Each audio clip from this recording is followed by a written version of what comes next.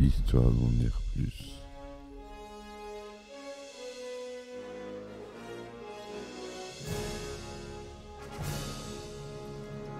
Eh ben attendez, on est en France. Allez, cul sec. Hop.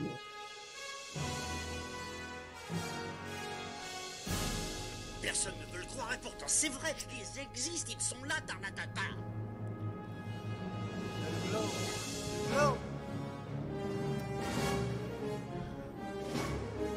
Il faut qu'on pète.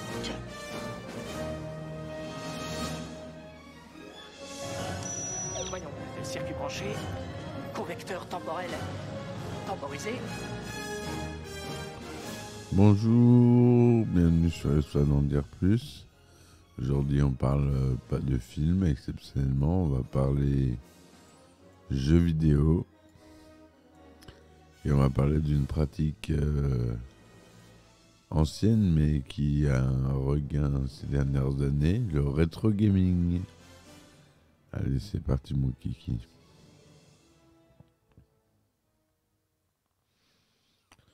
Alors le rétro gaming, pour les gens de notre âge qui ont la quarantaine maintenant, c'est très à la mode. Le rétro gaming, francisé en rétro jeux vidéo, bon, c'est très peu utilisé, tout le monde dit rétro gaming.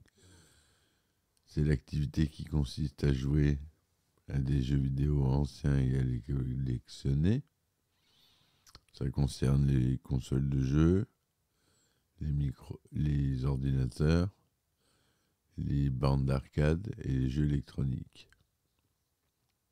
Type Nintendo, les jeux Game & Watch. En raison de l'histoire encore brève du jeu vidéo, le rétro gaming est une activité très récente. Malgré les difficultés de définition, on désigne généralement par jeux vidéo anciens les jeux vidéo sortis pendant les 4 premières générations de consoles de jeux, soit depuis le début des années 70 jusqu'au milieu des années 90, période où les productions étaient majoritairement en 2D. La 3D est apparue bien sûr dans les années fin 90, début 2000. En raison des difficultés à jouer à d'anciens jeux et de développement de l'Internet grand public, la pratique des jeux anciens s'est développée sur les PC modernes via la création d'émulateurs. Donc les émulateurs, en fait, c'est simple, c'est un logiciel qui est une console, ni plus ni moins. Un logiciel égale une console. Vous avez le logiciel Mupen 64 par exemple, qui est l'émulateur de la Nintendo 64. Et vous en avez un pour chaque console. C'est un logiciel qui s'installe sur l'ordinateur et qui va lire les fichiers, les ROM, ce qu'on appelle les ROM, qui sont les mémoires des cartouches qui ont été extraites. Et là, je vous le dis, si vous n'avez pas l'original, c'est illégal de posséder les ROM. Comme il est illégal normalement de les extraire, mais vous avez le droit de posséder la ROM si vous avez le jeu. Donc, ça a permis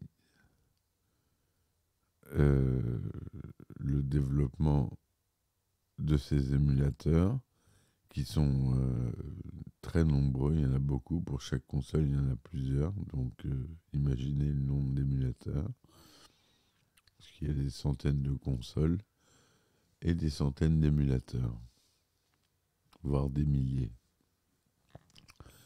Voilà, le synonyme de rétro gaming sont essentiellement anglophones et la presse vidéoludique parle volontiers de classic gaming, pratique des jeux vidéo classiques ou jeux vidéo old school, ou encore les oldies, ce qu'on parle beaucoup entre passionnés, on parle de oldies. Cependant, des synonymes francophones existent comme le jeu vidéo rétro ou rétro-vidéoludisme. On ne sait pas trop utiliser, mais c'est utilisé par les sociologues, les gens qui ne sont pas dans le game. Par ailleurs, dans son vocabulaire du jeu vidéo, l'Office québécois de la langue française préconise les termes rétro-ludique, le rétro-jeu ou le jeu rétro, de même que rétro-joueur ou joueur rétro, pour désigner la personne ayant un intérêt dans ce type de jeu, rétro-gamer. Pour sa part, la commission d'enrichissement de la langue française a déposé au journal officiel rétro-jeux vidéo comme traduction de rétro-gaming. Vous voyez, c'est entré dans les mœurs. C'est vraiment en plein développement. Les émulateurs, ça fait des années. Moi, ça fait plus de 15 ans que j'utilise des émulateurs. Les débuts des rétro gaming ne sont pas datés avec précision. Pour certains auteurs, c'est dans la deuxième partie des années 80 que les jeux vidéo connaissent un mode revival, à l'image de ce qui est alors constaté dans la production musicale. Cela donne des jeux comme Pac-Mania, développé et produit par Namco, réédition en 3D isométrique du célèbre jeu vidéo Pac-Man de Namco. Le jeu est très semblable à son aîné de 8 ans, mais le joueur peut désormais se sortir de situations périlleuses en sautant par-dessus les ennemis comme dans un jeu de plateforme. La même année, Namco joue à nouveau de la nostalgie des anciens joueurs avec le jeu d'arcade Galaga 88, évoquant Space Invaders, sorti en 78, Galaxian en 79, ou encore Galaga en 81. Pour une autre experte citée par le journal Le Monde, ce phénomène correspond à l'arrivée à l'âge de la quarantaine de la génération X, née entre 1966 et 1976. Voilà, moi je suis né en 82, mais je correspond à peu près à cette génération. Elle a vécu l'arrivée des premières consoles et des premiers PC familiaux, Nintendo, Neo Geo, Atari 520, Commodore 64, Amiga, Sega Mega Drive, et a gardé une nostalgie de cette époque des jeux vidéo. Une des grandes ruptures dans l'histoire des jeux vidéo date de 1995, avec le succès de la PlayStation de Sony et des autres consoles de jeux vidéo de 5e génération, adoptant des jeux entièrement en 3D, alors qu'à de rares exceptions près, les jeux vidéo demeuraient en 2D à défilement, à scrolling horizontal, vertical ou multidirectionnel. La puissance des processeurs de 32 ou 64 bits permettent d'afficher des décors de jeux en 3D temps réel texturés. Les jeux sont dès lors en 3D, entrecoupés de cinématiques et de films interactifs grâce au support du CD-ROM et du DVD-ROM.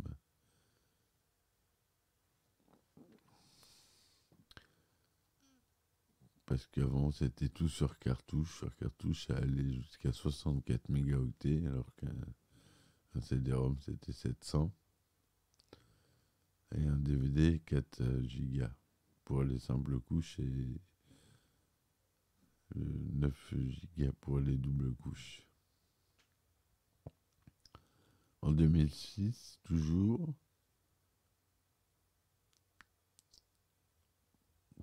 l'engouement pour le rétro gaming est constaté au Japon au milieu des années 2000. Ainsi, en 2006, Nintendo, exploitant les souvenirs des joueurs autour des 20 ans de la création de Mario, le personnage créé par Shigeru Miyamoto, propose un retour aux sources de la série en sortant sur DS le premier Super Mario en 2D, depuis Super Mario Land 2, sorti en 92, baptisé New Super Mario Bros. Le succès est au rendez-vous et ce retour aux sources devient l'un des jeux les plus vendus de tous les temps.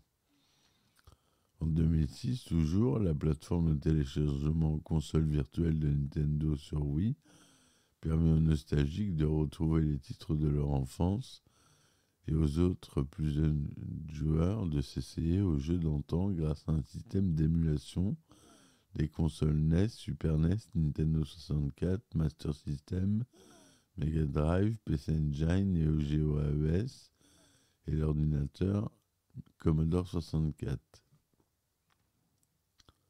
En 2007, Geometry Wars Galaxies, développé par Bizarre Creations et Kujo Entertainment, édité par la célèbre Sierra Entertainment, sort sur les consoles Wii et Nintendo DS.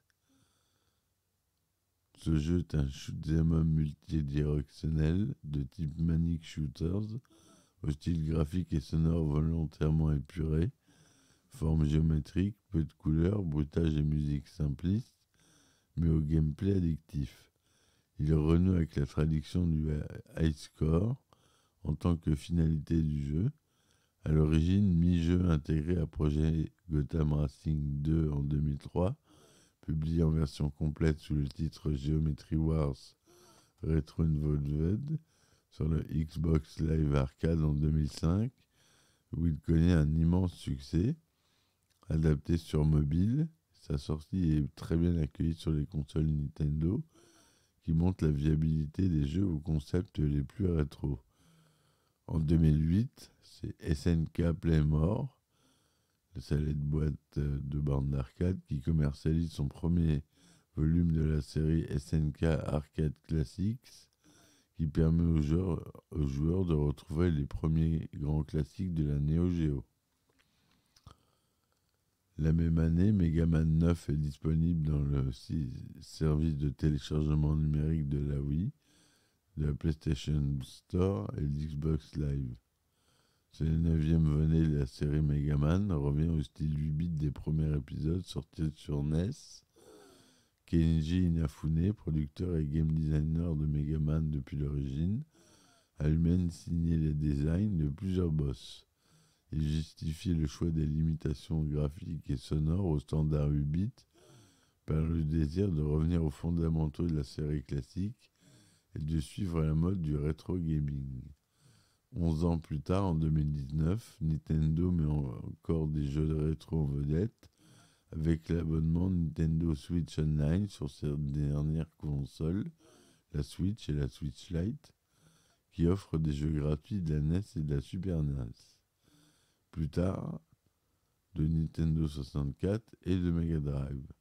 Cependant, ces jeux ne seront pas aussi nombreux et la Nintendo Switch ne propose pas d'autres jeux vidéo sur de ses anciennes consoles sur le Nintendo eShop, contrairement à ses prédécesseurs, la Wii et la Wii U.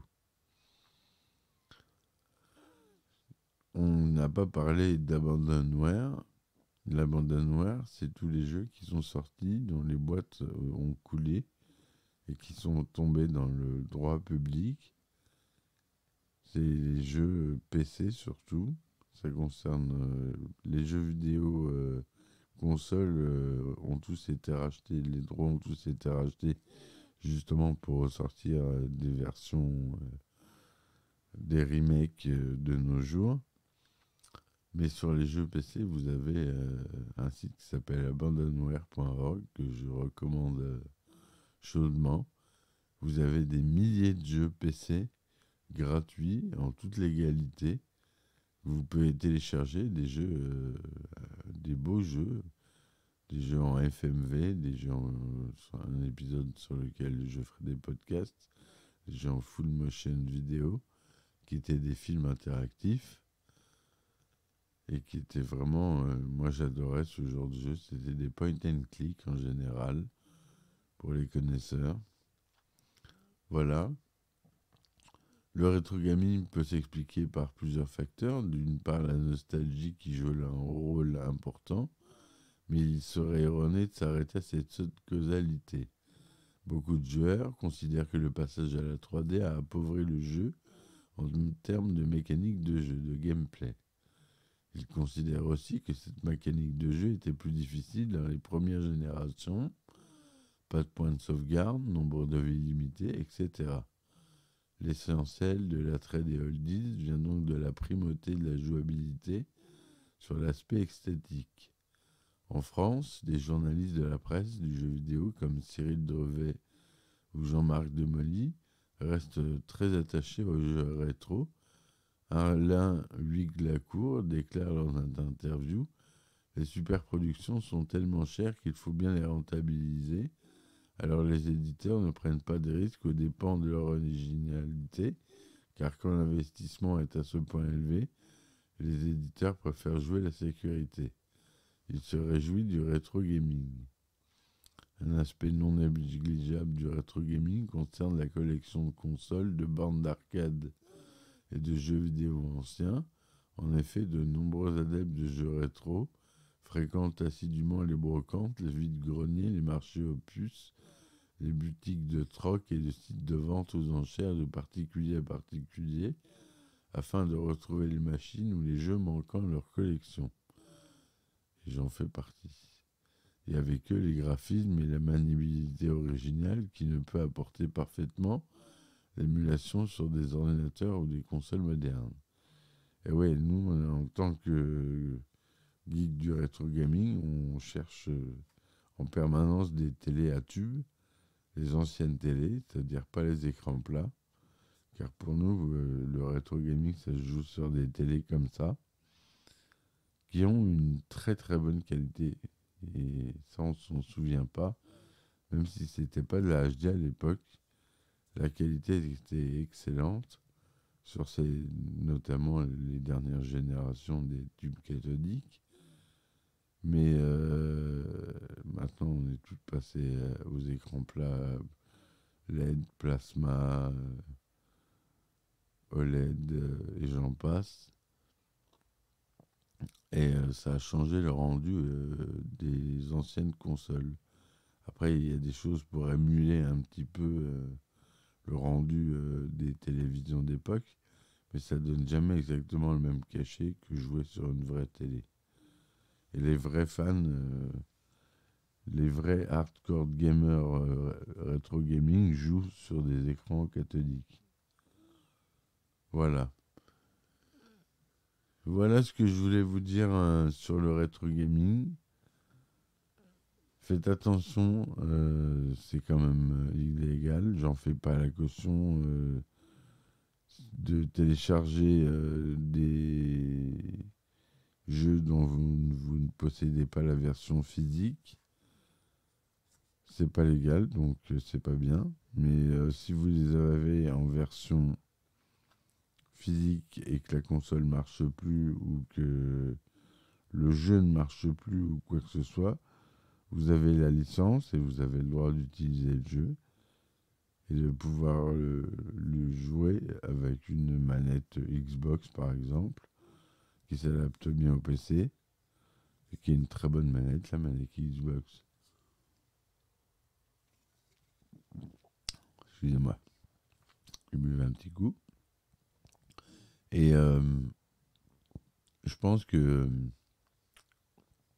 on arrive au bout là du phénomène rétro gaming. Les gens, il y a beaucoup de consoles qui sont sorties à base de Raspberry, ces petites cartes qui sont des mini ordinateurs. Il y a beaucoup de mini consoles de jeux, des mini NES, des mini Mega Drive qui sont sortis avec plein de jeux dedans. En réalité, c'est illégal parce que ça reprenait des jeux qui étaient sous licence, qui sont toujours sous licence. Mais les grandes sociétés comme Nintendo ont toléré ça. Il n'y a pas eu de grosses attaques. Les consoles sont encore facilement trouvables sur Internet. Alors des fois, je comprends pas un peu les grandes compagnies. Ils s'attaquent à ça parce qu'ils veulent garder leur pain, parce qu'ils le vendent dans leur e-shop. Dans leur boutique en ligne, ils vendent les anciens jeux ou les offres.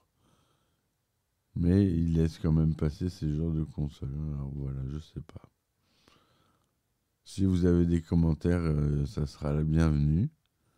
J'espère que ce podcast un peu différent vous aura plu. Je vous dis à très vite pour une nouvelle chronique de film. Merci de m'avoir écouté. Supportez-moi sur mes différentes plateformes que vous aurez en description. Je vous dis à ciao ciao et bye. histoire d'en dire plus.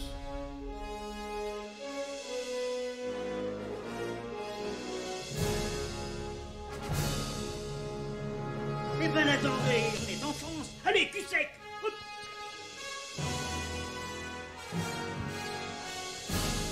Personne ne veut le croire et pourtant c'est vrai, ils existent, ils sont là, Tarnatata.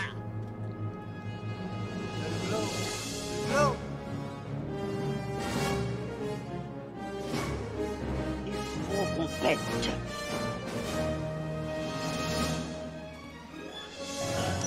Voyons, circuit branché, correcteur temporel temporisé,